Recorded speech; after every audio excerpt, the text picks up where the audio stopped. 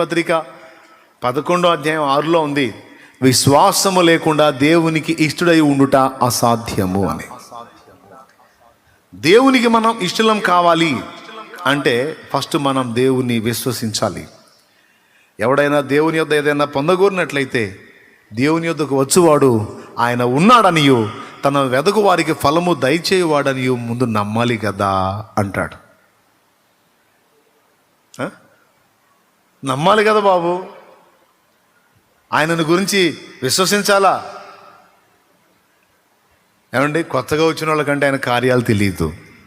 ఇప్పటికే విశ్వాస జీవితంలోకి వచ్చి కొన్ని సంవత్సరాలు గడిచిన వాళ్ళు ఎన్నో కార్యాలు క్లియర్గా చూసి ఉంటారు కదా.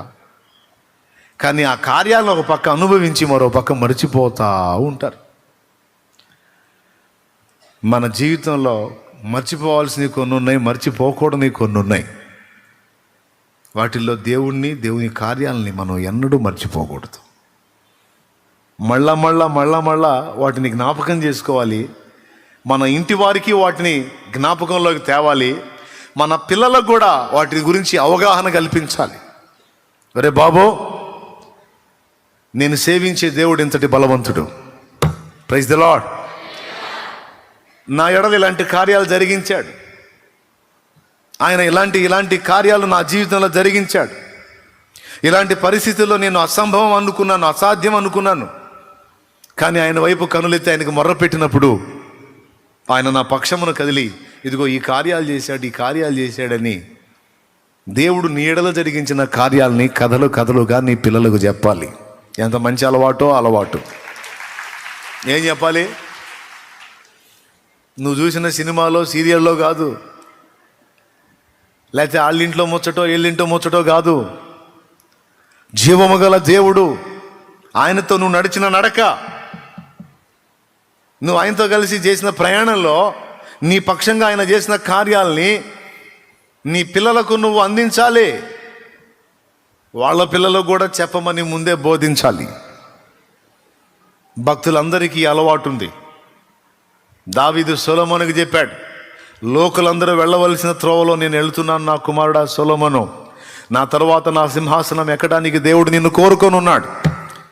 ఆయన ధర్మశాస్త్రం నుండి తప్పిపోకుండా జాగ్రత్తగా ఆయనను సేవించితివా, ఇదిగో నువ్వు ఇలా ఉంటావు, నువ్వు ఇంత దీవెనకరంగా ఉంటావు. నా దేవుడు సామాన్యుడు కాదురా, అసమాన ధీరుడో. నీ తండ్రిని నేను గొర్రెలు కాసేవాడిని, నాకెక్కడా విలువ లేదురా. ప్రారంభంలో ఆయన పాదాలను ఆశ్రయించి ఆయన వైపు చూచి, నేను ఎక్కలేనంత ఎత్తైన కొండపైకి నన్ను ఎక్కించవా అని నేను ఆయన వైపు చూచి అడిగినప్పుడు ఆయన నా కాపరి అయి నాకు తోడై ఉండి నా జీవితాన్ని రకరకాల మలుపులు తిప్పి ఇదిగో ఈ సింహాసనం మీద నన్ను ఎక్కించి తన పరిశుద్ధ ప్రజయగు ఇశ్రాయేలుకు ఆయన సంకల్పం చొప్పున సేవ చేయటానికి నన్ను వాడుకున్నాడు రా నా దేవుడు. ఒక గొర్రెల కాపరిని, అవమానకరమైన జీవితంలో ఉన్న నన్ను తన పిల్లల్ని, తన గొర్రెలని కాయటానికి రాజుగా నియమించాడు రా సొలొమోను. ఆయన యందు భయభక్తులు నిలిపితివేనే నిశ్చయంగా ఆయన నీకు కూడా తోడైండి నిన్ను వర్ధిల్ల చేస్తాడు ఆయన అని తన బిడ్డకి చెప్పుకున్నాడు దావీదు. అబ్రహాముని గురించి లేఖనం అదే చెప్పింది, ఆదికాండం 18. అబ్రహాముకు నా కట్టడలు తెలుసు, అవి తనే కాదు తన ఇంటి వారందరూ కూడా భయభక్తులు కలిగి నా కట్టడలు గైకొన్నట్లు ఆయన తన తర్వాత తరం వారిని కూడా ప్రభావితం చేయగలడు అని అబ్రహాముని ఎరిగి దేవుడు అబ్రహాముతో నిబంధన చేశాడు. ఏమండే, ఏం చెబుతున్నారు పిల్లలకి? ఏం నేర్పుతున్నారు పిల్లలకి? ఏం అవగాహన కల్పిస్తున్నారు పిల్లలకి? నా కష్టాలు ఎవడికి రాకూడదండి, నా కష్టాలు నా పిల్లలకి అస్సలు రాకూడదండి. ఓకే, రాకూడదు, మంచిదే. కానీ నీ కష్టాలు తెలియాలి నీ బిడ్డకి. దేవుడు నీ పట్ల ఎలాంటి కార్యాలు చేశాడో, ఎన్ని రకాల ఆపదల్లోంచి నిన్ను ఆదుకున్నాడో, ఆయన బాహుబలం ఎంత నీవు చూచున్నావో అదంతటి నీ గురించి ఖచ్చితంగా నీ పిల్లలకు కథలుగా చెప్పాలి. మనం చెప్పేదాకా ఆడుంటున్నారండి, వాళ్ళు వింటున్నారా అంటే వాడు నీ అంత ఏజ్కి వచ్చినప్పుడు వినకపోవచ్చు, వాడు చిన్న బిడ్డగా ఉన్నప్పుడు తప్పకుండా వింటాడు. బాలుడు నడవలసిన త్రోవను వారికి నేర్పుము, పెద్దవాడైనప్పుడు వాడు దాని నుండి తొలగిపోవడం. దేవునికి మహిమ కలుగును గాక. భక్తులందరూ కూడా ఎదురున్న సమస్యనో లేకపోతే సమస్యను డీల్ చేసుకునే విషయంలో తమనో కాదు, కానీ దేన్నైనా ఛేదించి దారి తొలగించి మనకు మార్గం సరళం చేయగల దేవుని వైపు చూచి, ఆయన వైపు చూచి కార్యాలను సిద్ధింపజేసుకున్నారు, గొప్ప విజయాలను స్వతంత్రించుకున్నారు. కానీ వీళ్ళు ఎటు చూశారు? ఒకటి శత్రువుకి వెళ్ళి చూశారు, వాడు ఎంత పొడుగున్నాడు ఎంతలా ఉన్నాడో చూశారు. సమస్యకి వెళ్ళి చూశారు, దాన్ని డీల్ చేయగల శక్తి మన దగ్గర ఉందా లేదా అని తమ్ములో తాము చూసుకున్నారు. నేను ఒక మాట చెప్తాను, లోకానుసారమైన జీవితంలో ఉంటే అప్పుడు పరిస్థితులు వేరు, అప్పుడు శత్రువులు వేరు. ఆత్మీయ యాత్రలో ఉన్నప్పుడు పరిస్థితులు వేరు, ఇప్పుడుండే శత్రువులు వేరండి. లోకానుసారమైన జీవితంలో ఉండే వాళ్ళ వ్యవహారాలు వేరు, మన వ్యవహారం వేరు. వాళ్ళ ప్రయాణం విశాల మార్గ ప్రయాణం, వాళ్ళకి ఏ నొప్పి లేదు, ప్రశాంతంగా సాగిపోతుంది ఆ లైఫ్. కానీ మనది ఇరుకు మార్గ ప్రయాణం.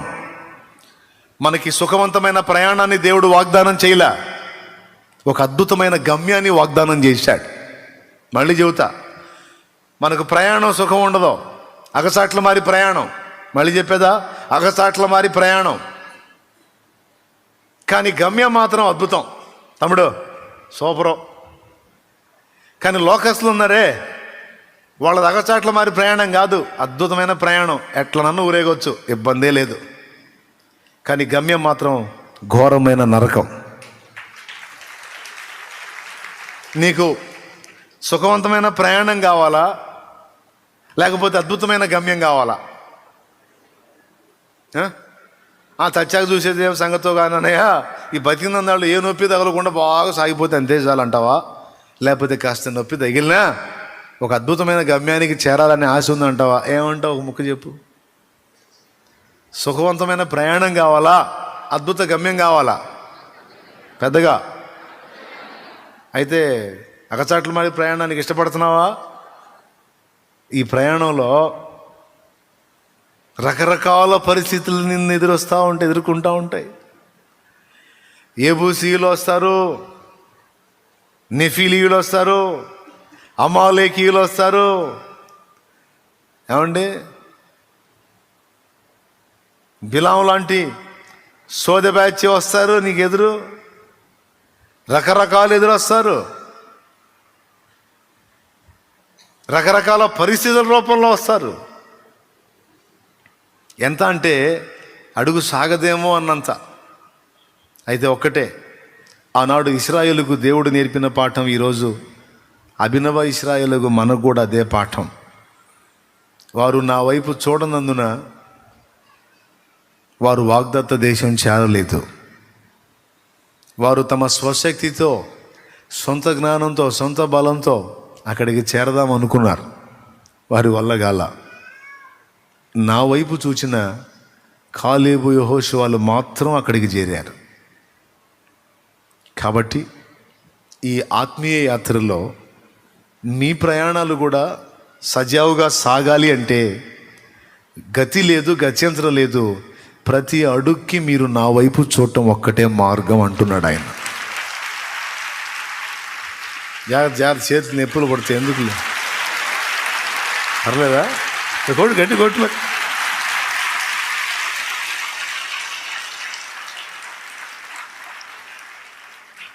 స్తోత్రం. ఎర్ర సముద్రం లాంటి అడ్డు వస్తుంటాయి, యోర్దాన్లు అడ్డు వస్తుంటాయి, ఈ రకరకాల ప్రజలు ఎదురు వస్తుంటారు, అడ్డు వస్తుంటారు. అంటే నిజంగా ఎర్ర సముద్రం యోర్దాను అనుకునేవు అలాంటి పరిస్థితులు. నది అడ్డు వస్తే ఎట్ట దాటుతామండి? సరే, నది అంటే తీసే, సముద్రం లాంటి ఆపద అడ్డు వస్తే ఎట్ట దాటి అవతలికి వెళ్తాం? అసలు ఎట్ట బయటపడతాం? కానీ దేవుడు అంటున్నాడు, నా వైపు చూడటం నేర్చుకున్నావు అంటే సముద్రాలు నీ ముందు బద్దలైపోతాయి అంటున్నాడు ఆయన. ఎందుకంటే నువ్వు ఎదురోడి శక్తిని, సమస్య శక్తిని, నీ శక్తిని నీకెళ్ళి సమస్యకెళ్ళి నీకెళ్ళి సమస్యకెళ్ళి చూసుకోవడం కాదురా పనికిమాలినోడా. నాతో చెప్పింది నేను చెబుతున్నానులేండి. మీరు కూడా అన్వయించుకోండి. స్తోత్రం. హల్లెలూయా. సమస్యకెళ్ళి నీకెళ్ళి సమస్యకెళ్ళి మనుషులకెళ్ళి వీళ్ళకెళ్ళి అటు ఇటు ఎటు చూసినా పరిష్కారం కాదు, ఎవడి వల్ల కాదు. నీకోసం సముద్రాల్ని బ్రద్దలు కొట్టగల బలమైన హస్తము నాది. ఎటు చూడాలి? వాళ్ళు ఎటు చూశారండి. అసలు చూడు, అందులోకి మనం పోలేం అన్నారు. అందులోకి మనం పోలేం, మన వల్ల కాదు. పోయేది ఏంది? ఎన్ని రాజ్యాలు దాటించుకుంటూ వచ్చాడు, ఎంతమందిని దాటించుకుంటూ వచ్చాడు. పోలేమనుకున్నవి ఎన్నిటినో దాటించాడు కదా, పంపించాడు కదా. పంపించిన వెళ్ళి చూడాలి. ఏమనాలి అంటే, మనం పోలేము, కానీ ఇక దేవుడు తలుచుకుంటే మనం పోగలం. దేవుడు మన పక్షం నుండి కార్యం చేస్తే మనం దాటగలం. దేవుడు అనే పదం మిస్ అయింది ఏంట్రా అని అడుగుతున్నాడు ఆయన. అది పాయింట్ ఇక్కడ. ఏరా బాబు, ఇప్పటిదాకా నీ స్వశక్తితోనేనా నువ్వు దాటి వచ్చావు? ఇప్పటిదాకా నీ సొంత బలంతోనేనా ఇన్నిటిని దాటుకున్నావు? నేను కదా. ఏంట్రా నన్ను ఇప్పుడు పక్కన పెట్టావు? ఏంట్రా చదివేస్తే ఉన్నమతిపోయినట్టు? స్తోత్రం. ఏమైనట్టు? ఆత్మీయ జీవిత ఆరంభంలో బాగానే ఉందిరా నీ విశ్వాసం. అమ్మా తల్లి, బాబా, ఆత్మీయ జీవిత ఆరంభంలో నీ విశ్వాసం బాగానే ఉంది. ఏదో వచ్చినా నా దేవుడు ఉన్నాడు, ఆయనకే స్తోత్రం, నా ప్రభు ఉన్నాడు, ఆయనకే స్తోత్రం అనుకుంటా ముందుకు సాగావు. కొన్ని సంవత్సరాలు గడిచేటప్పుడు ఇప్పటికేంద్రా నాయన, ఇప్పుడు మళ్ళీ గందరగోళం అయిపోతున్నావేంటి? చదివించే కొద్దీ మైండ్ బాగా రావాలి కదా. చదివేస్తే ఉన్నమతిపోయినట్టు ఆత్మీయతలో ఎదిగే కొద్దీ విశ్వాసంలో బలవంతుడు కావాల్సింది బలహీనుడు అవుతున్నావేమిరా? ఇదెక్కడి వింత? దేవుని ప్రశ్న. స్తోత్రం చెప్పు చెల్లి. దేవుడు పట్టించుకుంటాడు ప్రియులారా. మనం ఎదుర్కొనే విపత్కర పరిస్థితులు దేవునికి తెలియకుండా రావు. మళ్ళీ చెప్తున్నా, మనం ఎదుర్కొనే విపత్కర పరిస్థితిలో ఆయనకు తెలియకుండా రావు. అసలు వాళ్ళ దారి బయలుదేరిన దగ్గర నుంచి ఒకదాని తర్వాత వస్తానే ఉన్నాయి చూడండి. దేవునికి స్తోత్రం కలుగును గాక.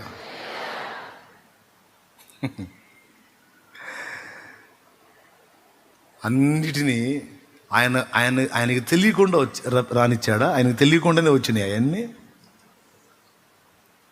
చుట్టుదారియగు సముద్రపు మార్గం గుండానే వాళ్ళని వెళ్ళడానికి డిసైడ్ చేశాడంట. అసలు వాళ్ళు సింపుల్గా వాగ్దాన ప్రదేశానికి వెళ్ళడానికి అవకాశం ఉంది. వాళ్ళని కావాలనే సముద్ర మార్గాన్ని తీసుకెళ్ళాడంట. కావాలనే సమస్యల మార్గానికి తీసుకెళ్ళాడు. ఎందుకు అంటే వాళ్ళకు కొన్ని నేర్పాలనుకున్నాడు దేవుడు, అందుకే సమస్యల వలయంలో గుండా తీసుకెళ్తా ఉన్నాడు వాళ్ళని.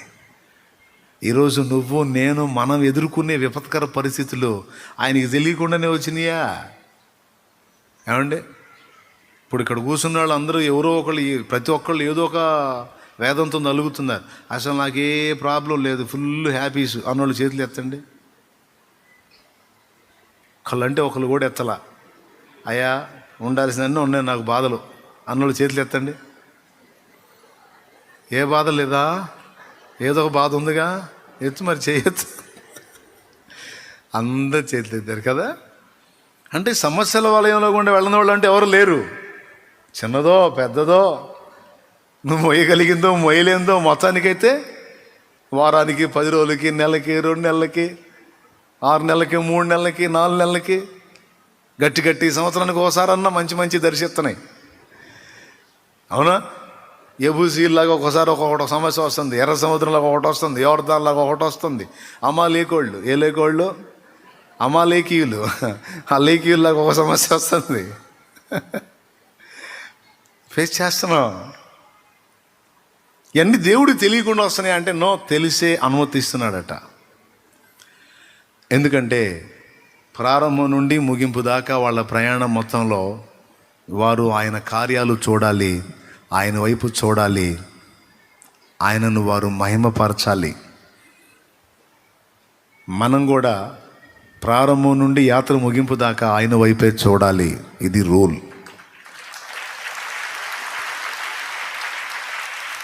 ఆయన కార్యాలు చూడాలి, ఆయన మనసును తెలుసుకోవాలి, ఆయన మహిమపరచాలి. రేపు యుగ యుగాలు ఆయనతోనే ఉండాలి. అక్కడ వెళ్ళి యుగ యుగాల సహవాసంలో ఉండబోయేటప్పుడు ఆ అనుకూలమైన వాతావరణంలో మనం సహవాసాన్ని కొనసాగించాలి అంటే ఈ అననుకూల వాతావరణంలో ముందు సహవాసానికి ట్రైనింగ్ ఇస్తున్నాడండి. అర్థం కాలేదు కదా, మళ్ళీ చూతా. దేవునికి స్తోత్రం. పరలోకంలో పోయినాక మనకి శోధనలో, శ్రమలో, బాధలు, ఇరుకులు, ఇబ్బందులు ఏమైనా ఉన్నాయా? ఏమైనా ఉన్నాయా? ఏముండవు. హ్యాపీసేగా, అన్నీ హ్యాపీస్లేగా. సరే, అది మనకు అనుకూల వాతావరణమా, అననుకూల వాతావరణమా? దాన్ని పెడితే కొంచెం పెద్దగా. ఎస్, అనుకూల వాతావరణం, కంఫర్టబుల్ ప్లేస్. కానీ అక్కడ మనం దేవుడు మనతో మంచిగా సహవాసం చేయవచ్చు, ఇబ్బంది ఏం లేదు. అక్కడ ఏ వ్యతిరేకత లేవు, ప్రాబ్లమ్స్ లేవు. కానీ ఇక్కడ అడుగడుగునా ఇబ్బందులే, వ్యతిరేకతలే, ప్రతికూలతలే. ఇది మనకు అనుకూలమైన ప్రదేశమా, ప్రతికూలమైన ప్రదేశమా? ప్రతికూలం.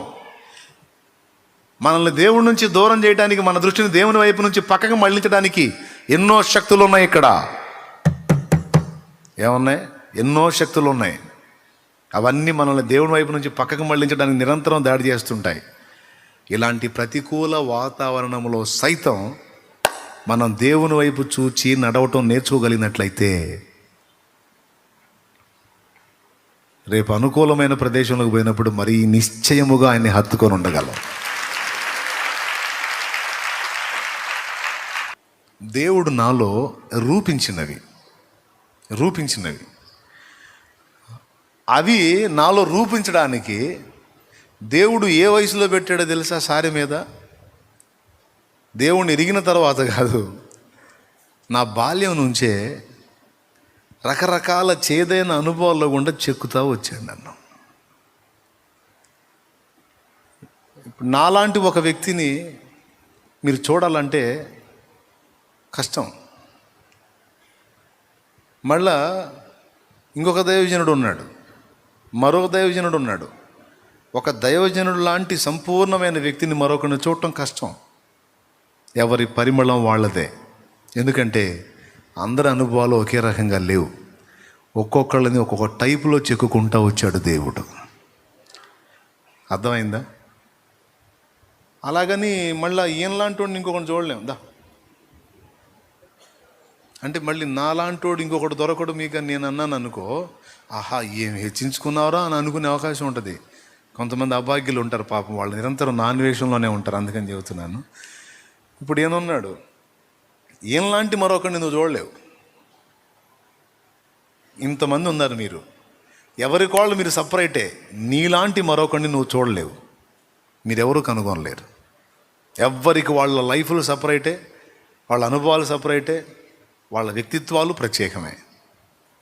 ఎంతమందికి అర్థమైంది? ఇప్పుడు ఏదైనా కొన్ని షేపులు నాలోకి వచ్చినాయంటే ఈ షేపులు నాలోకి రావడానికి ఆయన ప్రత్యేకంగా జోక్యం చేసుకున్నాడు. నాకు ఊహ తెలిసి కొంచెం లైన్లోకి వచ్చిన ఏజ్ నుంచి ఈరోజు వరకు రకరకాల అనుభవాల్లో గుండా నడిపిస్తానే ఉన్నాడు, చెక్కుతానే ఉన్నాడు, బలపరుస్తానే ఉన్నాడు, రూపుదిద్దుతానే ఉన్నాడు. ఎప్పటికీ ఈ షేపులోకి వచ్చా. ఈ క్లైమాక్స్కి ఏ షేపులోకి వెళ్తానో తెలియదు. దేవునికి స్తోత్రం. నేనైతే ఆయన షేపులోకి రూపుదిద్దబడాలని కోరుకుంటున్నా టోటల్గా. స్తోత్రం. కానీ ఒక్కటి నిజం, ఎన్నో పెను తుఫాన్లు నా విశ్వాస యాత్రలో నా భక్తి జీవితాన్ని దెబ్బగొట్టడానికి, నా ఆత్మీయతను దెబ్బగొట్టడానికి, ఇక ముందుకు సాగలేనురా బాబోయ్ అన్నంత ఇబ్బందికరంగా నన్ను ఎదుర్కొన్నా. ఎన్ని ఎదుర్కొన్నా దేవుని కృపను బట్టి తట్టుకొని మళ్ళీ తిప్పుకొని లైన్లోకి రావడానికి ఆయన నాకు ఇచ్చిన ప్రత్యేకమైన బలమే కారణం. ఆ బలం ఈ అనుభవాల్లో గుండానే ఇచ్చాడు నాకు ఆయన. ఒక సుఖవంతమైన ప్రయాణం నాది కాదు. ఈరోజు కూడా అలాంటి ప్రయాణంలో నేను లేను. ఒక పూట ఒకవేళ నాకు ఏది లేకుండా ఈరోజు ఏందో నేను కొంచెం ఖాళీగా ఉన్నాను అనిపించిందంటే భయం నాకు. ఏదో ఒకటి కావాలని కల్పించుకుంటే అవసరమైతే. కానీ ఈరోజు నేను ఖాళీగా ఉన్నాను, ఈరోజు నా బాడీ సుఖపడగోరుతుంది అనుకుంటే భయం. ఏమైనా అర్థమవుతుంది నేను చెప్పేది? నో, శ్రమని వెతుక్కొని పోతా. శ్రమపడే మనసును ఆయుధంగా ధరించుకోమన్నాడు కదా. అందుకని నిరంతరం ఏదో ఒక విధంగా రిస్క్ చేయడానికే ట్రై చేస్తూ ఉంటా. ఎందుకంటే మన బలం అందులోనే ఉంది. సోదరా, ఇది అర్థమైతే సూపరు. మన బలమంతా శ్రమానుభవంలోనే ఉంది, సుఖానుభవంలో లేదు. కొన్నిసార్లు దేవుడు మన జీవితాల్లోకి అనుమతిస్తాడు. వచ్చే శ్రమలు సమస్యలన్నీ నీకు బలం కలిగించడానికే వస్తున్నాయి. నువ్వు అనుకుంటున్నా నన్ను బలహీనపరుస్తున్నాయని. నో, కాదు. బలహీనపరచడానికి కాదు, బలహీనురాలైన నిన్ను బలవంతునిగా చేయటానికి అనుమతించబడుతున్నా. ఇది రహస్యం. అది ఏ టైప్ అయినా కావచ్చు. అది అప్పుల రూపం కావచ్చు, నొప్పుల రూపం కావచ్చు, రోగాల రూపం కావచ్చు, ఆర్థిక సమస్యల రూపం కావచ్చు, నిందల పాలైన విషయం కావచ్చు, అవమానాలు కావచ్చు, ప్రయత్నాల విఫలత కావచ్చు. ఇక ఎన్ని రకాలు చెప్తావో, ఎవరు తగ్గే వాళ్ళకు ఉన్నాయిగా. మొత్తం కలిసి నీకు బలము కొరకే దేవుడు ఏర్పరిచాడు. వాటిని స్వీకరించడం, బలం తెచ్చుకోవటం అనే దాన్ని మనం సాధన చేయాలి. ఏమంటారు? వేటిని? సమస్యలని. మనకు సమస్యలు అని మీరు చెబుతున్న వాళ్ళని మనం భక్షిస్తాం, మనం బలపడతాం, దాన్ని స్వాధీనపరచుకుంటాం.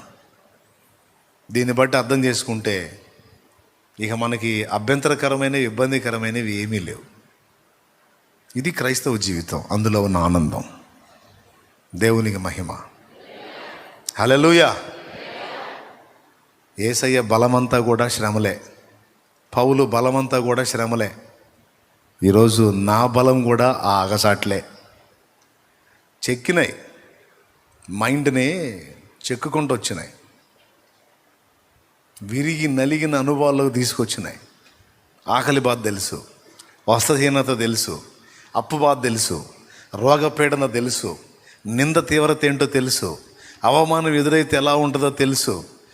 అన్నీ దాదాపు అవగాహనలు కల్పించుకుంటా విరగొట్టి నల్లగొట్టి అట్టు ఉంచాడు. కాబట్టి అన్ని రకాల వాళ్ళకి అందుబాటులో ఉండగలిగా.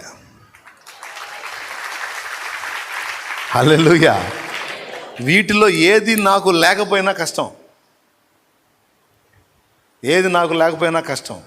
అవన్నీ నాకు వంట పట్టించడానికి దేవుడు చిరుప్రాయం 9-10 ఏళ్ల ప్రాయం నుంచి పట్టుకున్నాడు. ఊహించని మలుపులు తిప్పాడు నా లైఫ్ని. అంత పెద్ద కథలే. కాబట్టి కొంతమంది అనుకుంటారు, ఏంటో నాకు ఊహ తెలిసిన దగ్గర నుంచి కష్టాలే అంటే. పిచ్చి తల్లి, ఒక సుందరమైన వ్యక్తిత్వాన్ని నీలో రూపుదిద్దడానికి దేవుడు నీ మీద పని చేస్తున్నాడు. తమ్ముడా, దేవుడు నీ మీద పని చేస్తున్నాడు. ఆయన పని చేస్తున్నాడు.